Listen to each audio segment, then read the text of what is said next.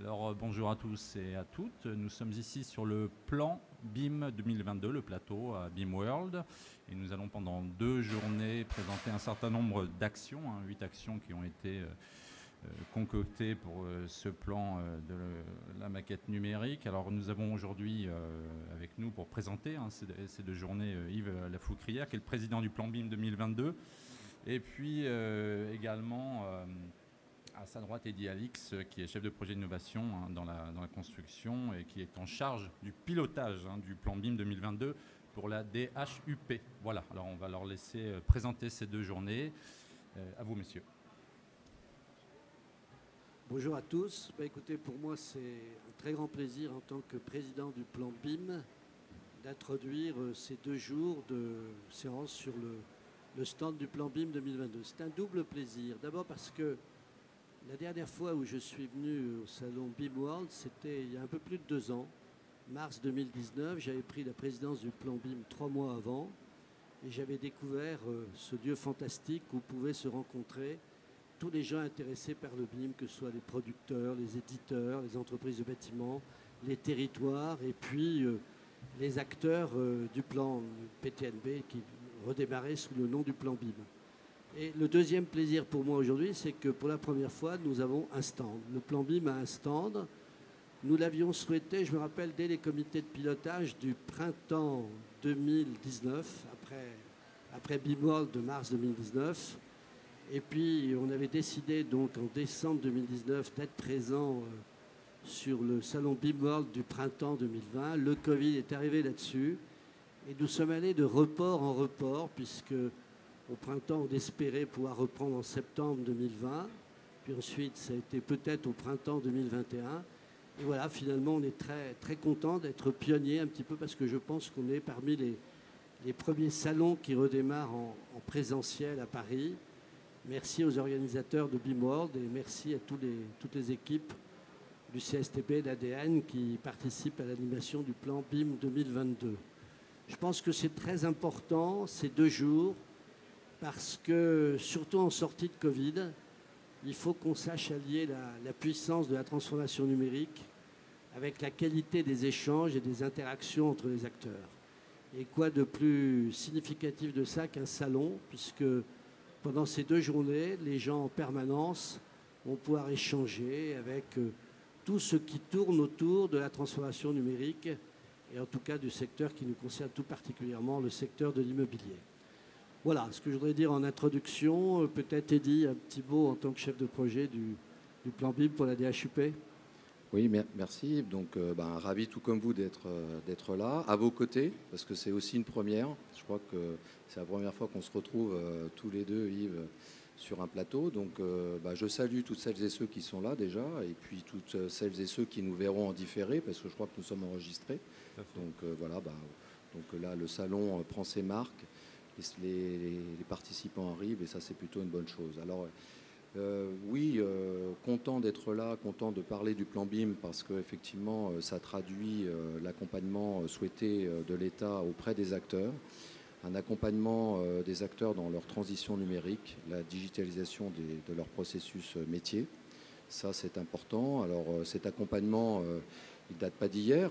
C'est vrai que le temps passe vite. Il a commencé en 2015 avec le plan de transition numérique dans le bâtiment, qui a une durée de 4 ans. Et puis, on a eu la chance, effectivement, d'avoir un nouveau président, déjà, Yves Lafoucrière, et puis d'avoir la chance, effectivement, de pouvoir poursuivre cet accompagnement au travers la création du plan BIM 2022. Alors, le plan BIM 2022 continue, effectivement, d'être aux côtés des acteurs qui restent à la gouvernance, puisque nous avons un comité de pilotage, donc constitué des principaux, voire la totalité des acteurs de la filière, je crois. Certains sont venus justement renforcer, j'allais dire, les membres. Et ça, c'est intéressant. Ensuite, nous avons fait le choix, l'État a fait le choix de confier les 8 actions qui vont vous être présentées tous ces 2 jours à 2 porteurs d'opérations. Donc 7 actions portées par l'Association pour le développement du numérique dans la construction, qui a été créée en juin 2017, que je salue et remercie.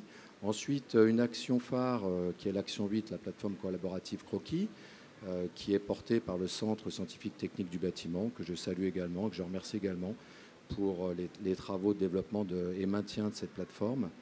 Donc voilà, donc là nous allons partir sur un programme de 2 jours où vous allez pouvoir constater que ces actions, eh bien, après une période d'idéation, d'expression de besoins, c'est vrai que nous étions dans une forme de continuité, mais avec quand même, j'allais dire, des sujets, des thématiques qu'il nous a fallu reprendre pour certaines, parce que tirer parti de l'expérience, j'allais dire, de ce qui avait été fait par ailleurs, dans le cadre du PTNB, et puis se projeter aussi dans l'avenir. Donc ça a pris un peu de temps.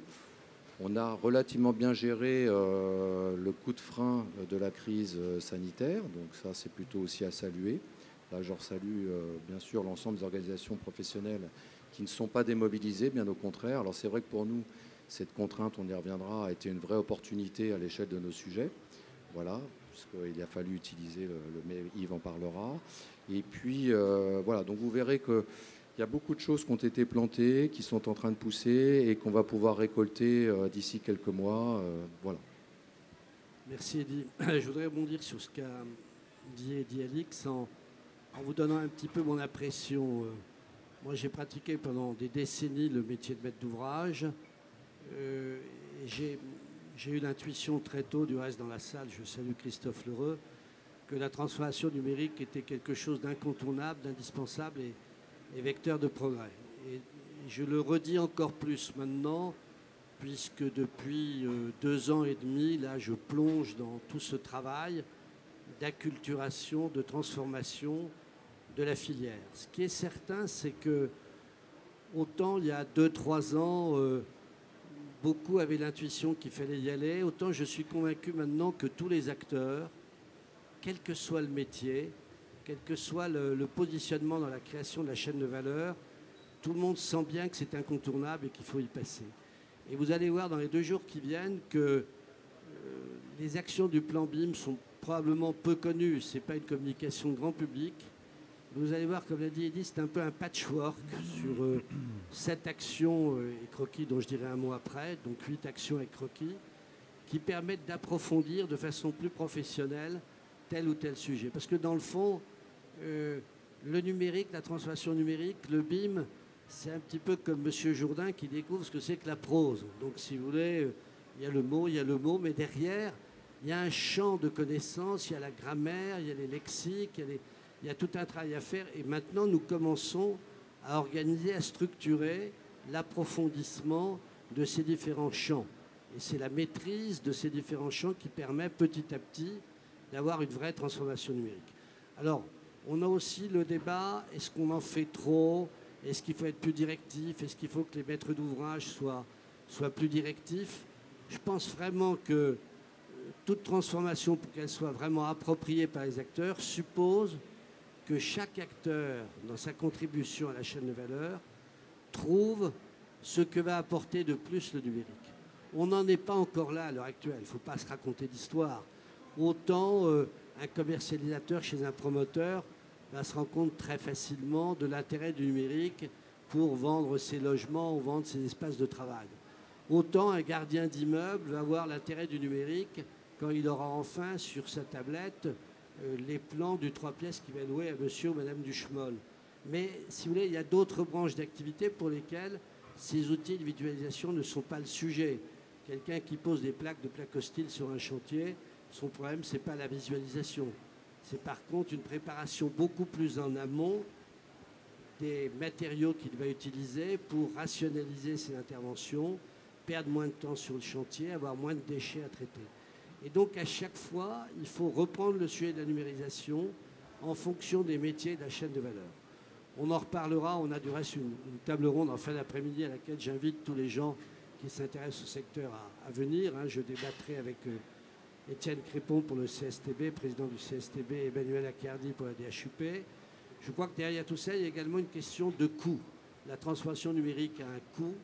Il faut quelque part, elle a un coût certain à court terme pour un gain qui est moins certain à court terme, qui pour moi est évident à moyen et long terme, mais qui suppose donc un petit risque économique et la question de savoir qui doit porter ce surcoût.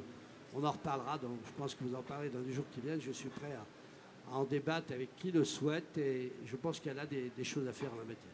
Voilà, je ne voudrais pas être plus long. On ne va pas rentrer dans le détail des 7 actions. Sachez que vous avez le programme des interventions. Les interventions seront animées à chaque fois soit par le pilote de l'action, soit par les prestataires qui travaillent pour nous, comme Tipeee, comme M. Herrera, soit par ADN. Je salue son président Gilles Charbonnel et son secrétaire général Benoît Senior qui sont là et qui sont prêts à répondre à toutes vos questions. Donc ayez en tête que pendant les 2 journées, aujourd'hui et demain, il y a la présentation détaillée de nos 7 actions et bien évidemment de la 8e action, croquis, animée par le CSTB. Merci à tous. Eddy, vous voulez... Non, écoutez, merci. Merci à ceux qui sont là, qui sont arrivés. Et puis, bon salon à toutes et à tous. Très bon salon à vous tous. Bonne journée.